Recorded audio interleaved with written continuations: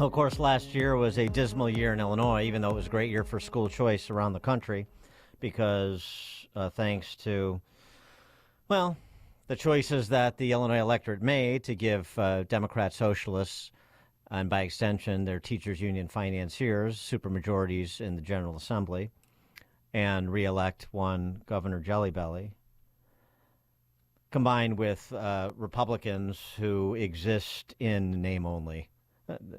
The rhino term, Republicans name only, mean you're not really Republican. Republicans are not just are in name only here, they exist in name only. Where were they to be found? A little bit towards the end when it was well too late, and mostly in the Senate. But there was no appetite for the fight.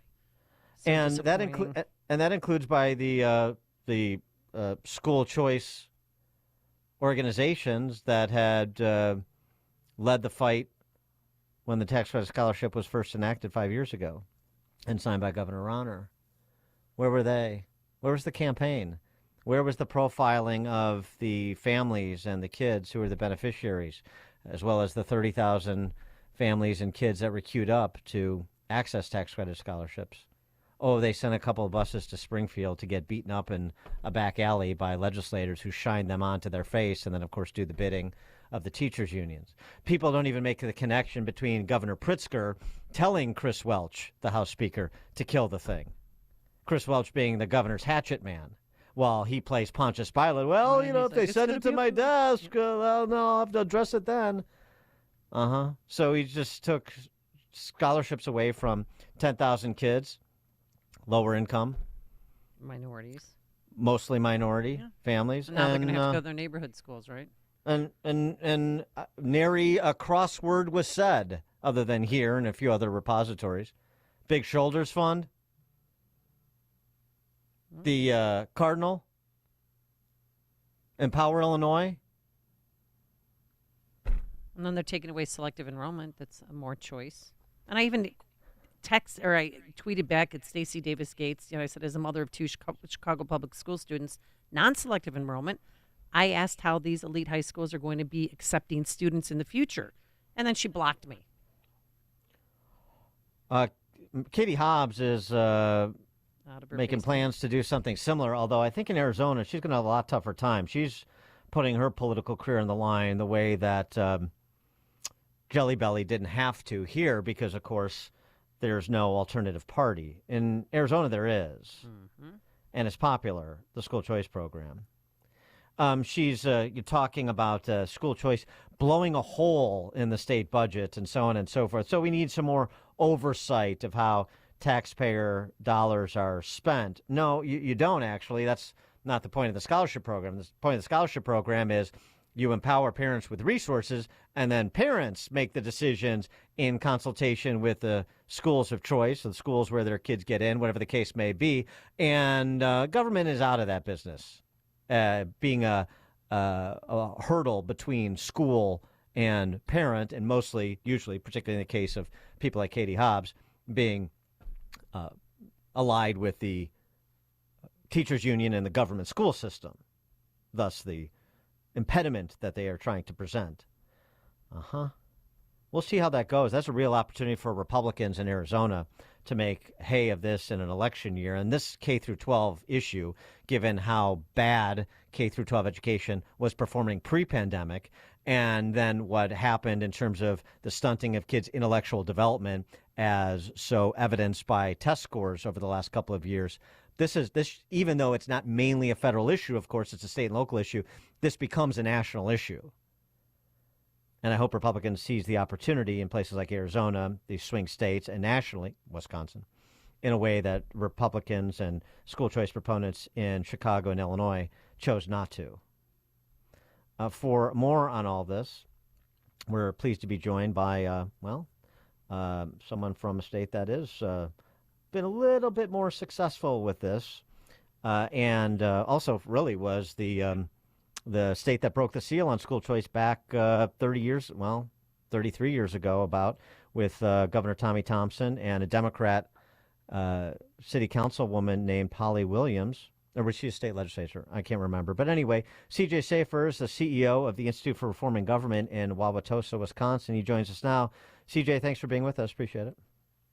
Good morning, Dan, Amy. How we doing? Good. I mean, we're doing less well than you're doing in Wisconsin on this issue, obviously. But you wrote a good piece in the Wall Street Journal about just how school choice, and this is normally what happens in states. Illinois is the first ever, of course, that you have a school choice program. You build a constituency, and then it usually builds political power, and it stays. That's what's happened in Wisconsin and most of and every other school choice program. Not so in Illinois, but there was a move with Tony Evers being the governor there and a teachers union flack himself. There was a move from the teachers unions to try to rein in the school choice program in Wisconsin, and it failed. Tell us that story. Yeah, well, it starts with the Wisconsin State Supreme Court. We elect our justices. Mm-hmm. We have had a conservative majority of the state Supreme Court for about 15 years. And it's been, you talk about rhinos. We don't really have that in the state Supreme Court. We've had a state Supreme Court full of Scalias, if you will. And they were instrumental in following the Constitution and upholding the rule of law. What's happened in the last 3 or 4 years is as Wisconsin's kind of unfortunately lurched to the left, we've lost control of the state Supreme Court. So the state Supreme Court, as of August of last year, is a liberal, I would say hard progressive majority. So with that flip in the state Supreme Court, there's been a ripple effect, a lot of litigation being discussed, a lot of litigation happening. Our maps for redistricting have been completely thrown out.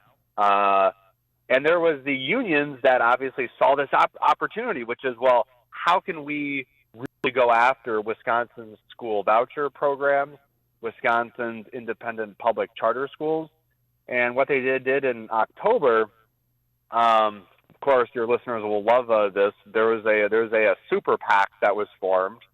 For all the talk of dark money, the left formed a super PAC called the Minocqua Brewery Super PAC that raised money to essentially file a lawsuit against kids and students in the school choice programs.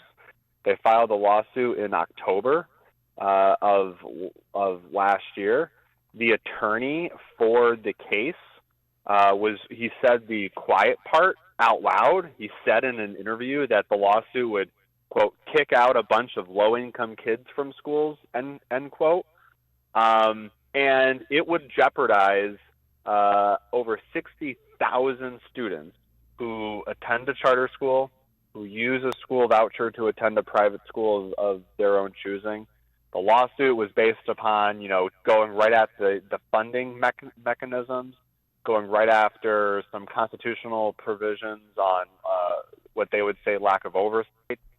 And when it was filed in October, it was a huge deal because, they filed, the Super PAC filed it directly with the state Supreme Court.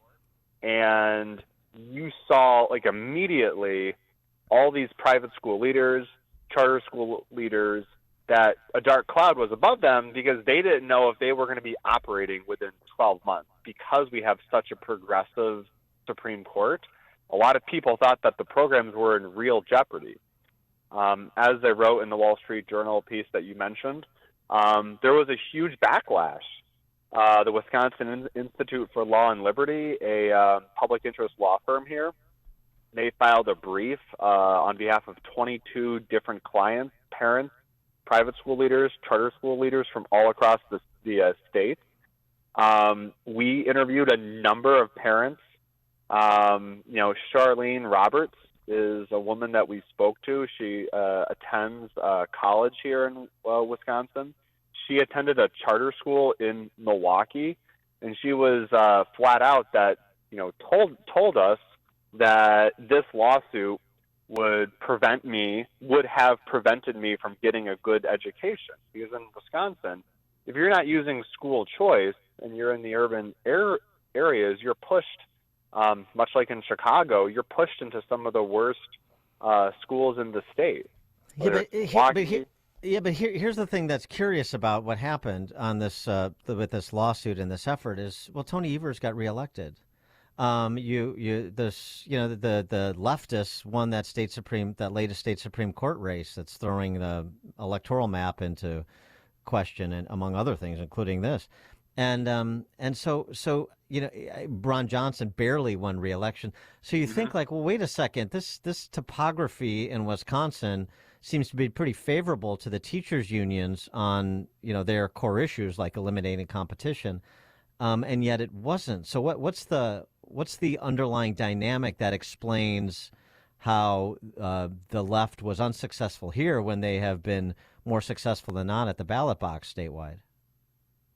Because you mentioned it at the beginning, with school choice in Wisconsin, we've had it for over 30 years. Now, the program has been expanded. Governor Walker expanded it outside of Milwaukee, into Racine, into Green Bay, into Beloit.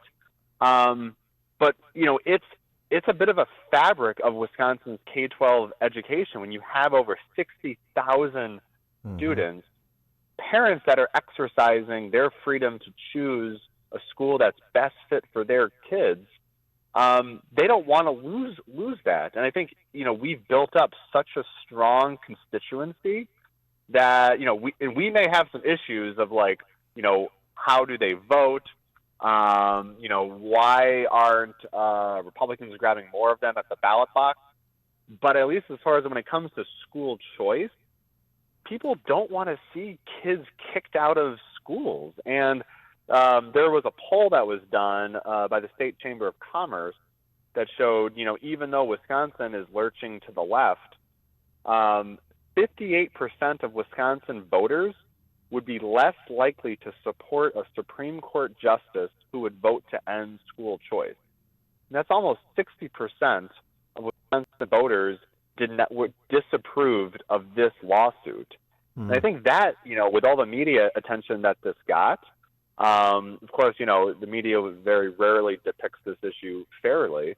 That was really telling. And, when I just look at this, I just think that, this is an issue of freedom and an issue of giving kids a lifeline, second lifeline to success and achievement. And I think a lot of voters just look at that as something that's just basic good public policy. And the longer that good public policy is entrenched, the harder it is to overturn. And that's what happened in December when the state Supreme Court rejected to even hear this case by the super PAC, unanimously unsealed. They sent it back and just said, no, we're not going to hear the case. So the battle is always going to continue. The unions are not going to stop. They're going to figure out how to go at this a different way, probably more by death by 1,000 cuts. So but right now, we scored a major win. So what advice would you give to Arizona Republicans? Keep on fighting. But also, you want to make sure, Arizona's had school choice for some time too. But you got to get parents to have their voices heard. You gotta have school leaders and also teachers. We lose this teacher issue, not realizing that there's teachers that attend charter schools. There's teachers that attend private schools. And they work there. They're embedded into the community, and we have to have those voices that are the most prominent because that's what's going to win the day. You have to amplify them. You have to you have to have them be the faces of a campaign to protect, to fight back, right? I mean, this is not like send them to the General Assembly or the state legislature to talk to some legislators behind closed doors. This is out public, in the public square, making the case, telling their stories. And a part of it in Wisconsin was if this lawsuit was successful, 60,000 kids would have been forced back into the public schools. But there's not enough seats for these kids, and there's not enough seats. There's no, all the good public schools. Some of them have admissions in Milwaukee, and the others have massive wait lists. I think this is why the most fascinating part of the last few months was, despite, as you mentioned, Governor Tony Evers being against school choice, he was silent on this lawsuit. his administration filed a brief actually agreeing with the Wisconsin Institute for Law and Liberty, saying, maybe you shouldn't hear this case. Senator Tammy Baldwin, who's up for re-election this year, was silent on the lawsuit. The Democratic leadership in the state capitol, also very silent on the lawsuit. Because I think this is something that's just not politically popular because it's been around for over 30 years. And it's working. CJ Szafir is the CEO of the Institute for Reforming Government in Wauwatosa, Wisconsin. CJ, thanks for joining us. Appreciate it. Thank you. Have a great week. You too, and he joined us on our turnkey.pro answer line. Hear about the big stories of the day, then talk about them right here on Chicago's Morning Answer on AM 560. The Answer. Deck your home with Blinds.com. DIY or let us install. Free design consultation.